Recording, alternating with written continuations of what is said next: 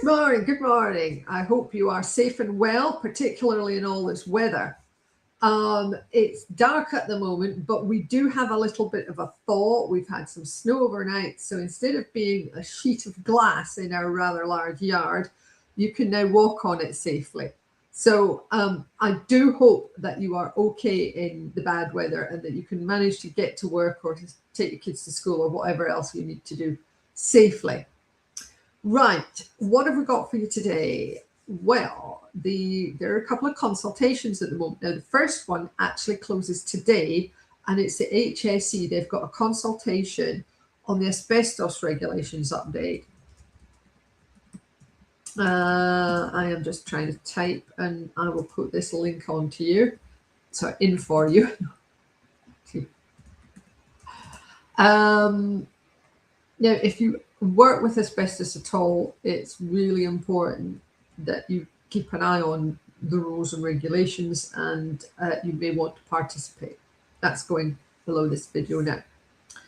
So what do we have from the EU?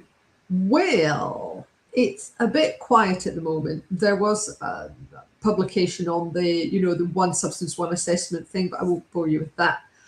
Ali Potts from WSP, formerly of TT Environmental, sent a thing through for today's newsletter, which is that there's actually been a bit of sneakiness at ECHA, because they've got a classification labeling proposal going through at the moment, and they are calling it 355 trimethylhexanoic acid and its salts, with the exception of those specified elsewhere in this annex.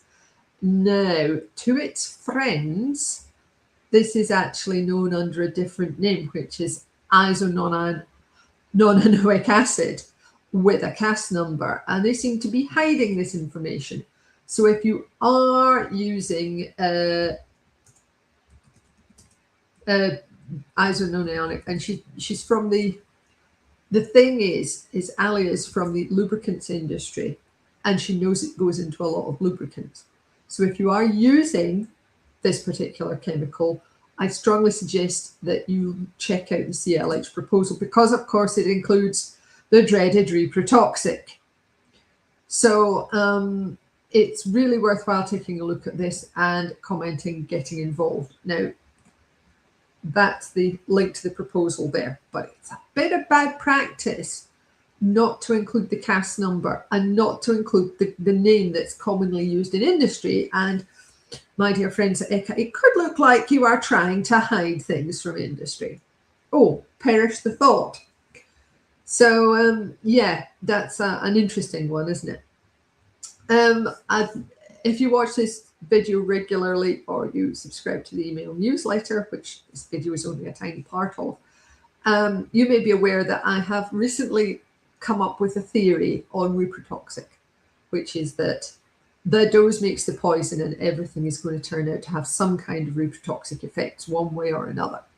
So yeah, it's really difficult when reprotoxic is applied to things that there is very little chance of actually source pathway receptor, being an environmentalist, actually getting to the unborn child.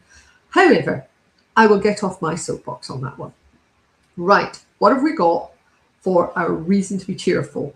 Well, today it is Rowan Atkinson, as we're doing a series on him this January, and it's Headmaster.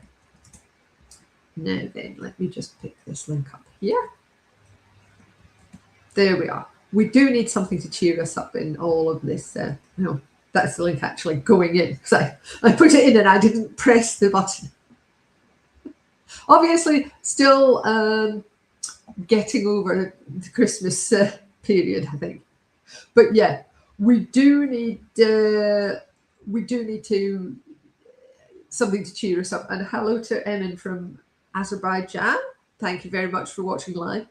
Thank you very much to everybody who's watching live or on catch up. Really appreciate your support.